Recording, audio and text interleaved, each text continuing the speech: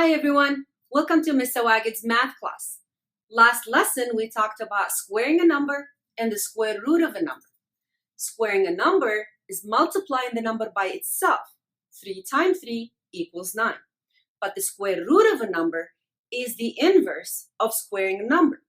It's asking yourself what number multiplied by itself gives you the radicand. So the square root of 9 is 3 because 3 times 3 equals 9. And negative 3 because negative 3 times negative 3 equals 9 too. So there are two square roots, one positive, one negative. We also talked about if you are given the area of a square, how do you find the side length? Let's review that. If you have an area of 169, how do you find the side length of that square? You take the 169 and you find the square root of 169. And the square root of 169, which means what number multiplied by itself gives you 169, which is 13. So the side length is 13 inches. So to find the side length of a square, when you're given the area, you square root the area to find the side length. And this takes us to today's lesson about cubing a number and the cube root of a number. What is the difference? To understand that, let's talk about finding the volume of a cube. What's special about cube, let's see that the length, the width, and the height are the same.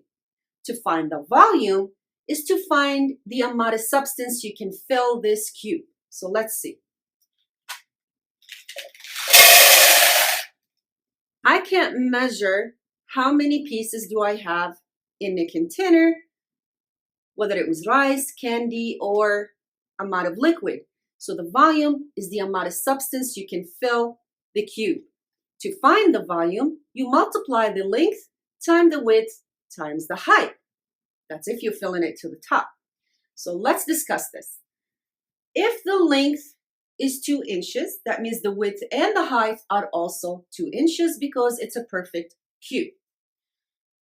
Multiply 2 times 2 times 2. That's the same as 2 to the power of 3. That means the base is 2 and the exponent is 3 because you're multiplying the base by itself 3 times. So 2 to the power of 3 equals 8 inches cubed. So the volume of that cube is 8 inches cubed. This is called cubing. That means multiplying the number or the base by itself 3 times. So what is cube root? Here's an example. 3 on top of the radical sign is called cube. And the radical sign has a different name, which is root. The number inside the radical sign is called radicand. So to read that, you're trying to find the cube root of 8. To find the cube root of 8 or to evaluate the cube root of 8 is to ask yourself what number multiplied by itself 3 times to give you the radicand or the number underneath the radical sign, in this case 8. Can you find the side length of a cube if you are given the volume? Here's an example of a cube with a volume of 8 inches cubed. Remember, all sides of the cube are the same. So what do you do to find what the side length is? You should cube root the volume to find the side length. Make sure you put the 3 on top of the radical sign because that's what cube root means of 8. To find that, ask yourself what number multiplied by itself 3 times gives you 8. Another way to write the cube root of 8 is the cube root of 2 to the power 3 because 2 times 2 times 2 equals 8. Therefore, the side length is 2 inches because the number that I multiplied by itself 3 times is 2. Let's review what we already learned about cubing and cube root. Cubing a number, that means a base to the power of 3, which means multiplying the base by itself 3 times. So 2 times 2 times 2 equals 8. Now, cube root of a number means you have the radical sign with the 3 on top of that radical sign. That means the cube root of 8. The inverse of cubing is cube root. So now you're asking yourself what number multiplied by itself 3 times gives you 8, which is 2. Now let's practice finding the cube root of each number. The cube root of negative 27. To find that, ask yourself what number multiplied by itself 3 times gives me negative 27, which is negative 3 times negative 3 times negative 3. Let's see how that works. Negative times a negative is positive, and 3 times 3 is 9, so that gives you positive 9. Now bring the negative 3 down and multiply it again. Positive times a negative is negative, and 9 times 3 is 27, so your answer is negative 27. The number that I multiplied by itself 3 times is negative 3. So the answer to the cube root of negative 27 equals negative 3. To understand that fully, here's a number line. If you have the cube root of negative 27, where would you put that on a number line? What's the value of that number? You put it right on negative 3 because that's the answer of the cube root of negative 27. How about finding the cube root of a fraction? To find the cube root of 1 over 125 is to ask yourself what number multiplied by itself 3 times to gives you 1 over 125. Because 1 and 125 are perfect cubed, and I'll explain why soon, I can split those fractions and put the cube root of 1 divided by the cube root of 125. What number multiplied by itself 3 times gives me 1? It's 1. And what number multiplied by itself gives me 125? It's 5. 1 and 5 are integers that doesn't have decimals or fraction. So the answer of a perfect cube has to be an integer that doesn't have a decimal or a fraction. That's why 125 called perfect cube and 1 is called a perfect cube. To check to see if your answer is right, take the 1/5 and multiply it by itself 3 times. Does it give me the radicand? 1 times 1 times 1 is 1, and 5 times 5 times 5 is 125. It's still a fraction. Did you notice something?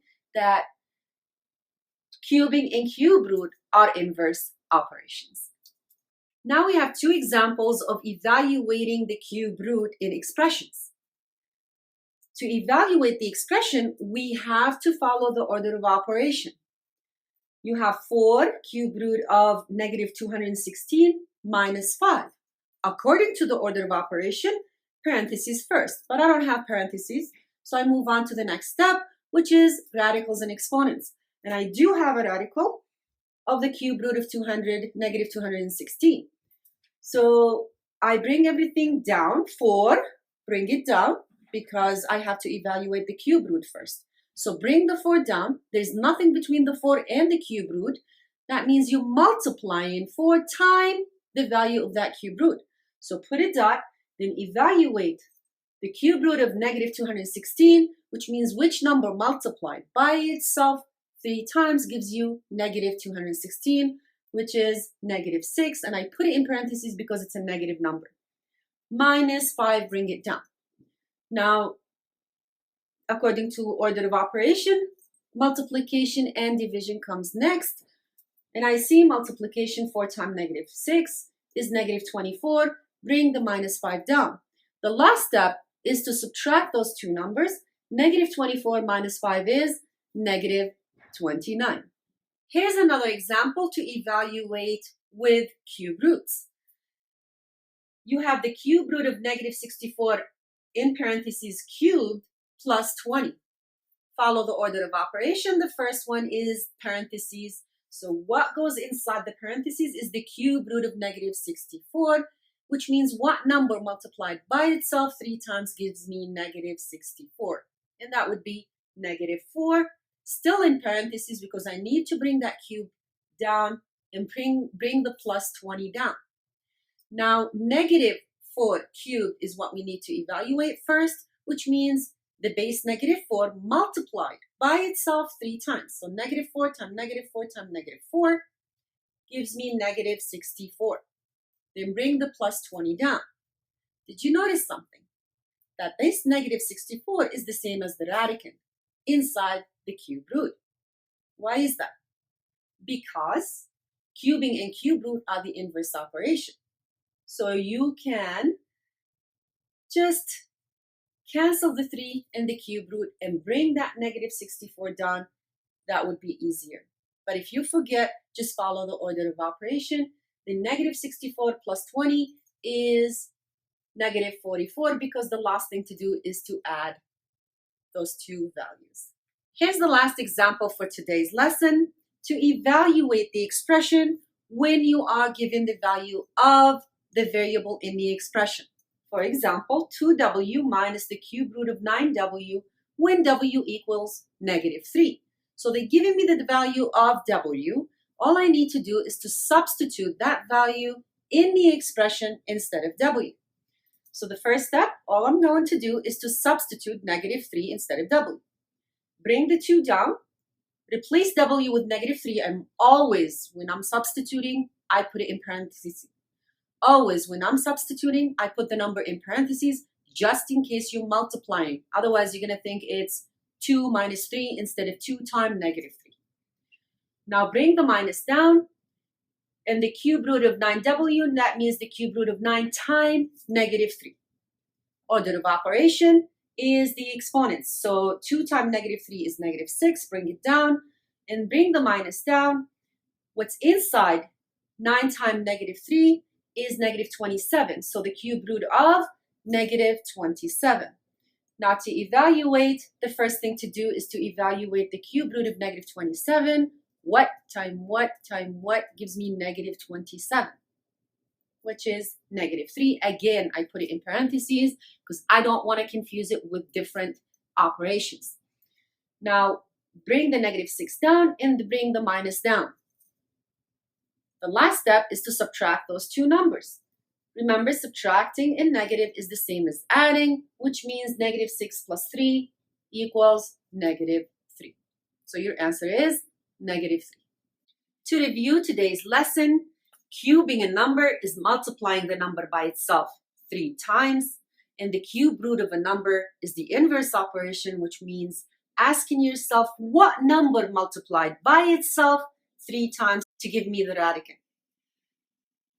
Perfect cube when the answer is an integer, which means a whole number that does not have a decimal or a fraction. Thank you for watching my lessons. I appreciate your subscriptions and likes to my videos. If you have any question, please write it in the comments below. See you next time.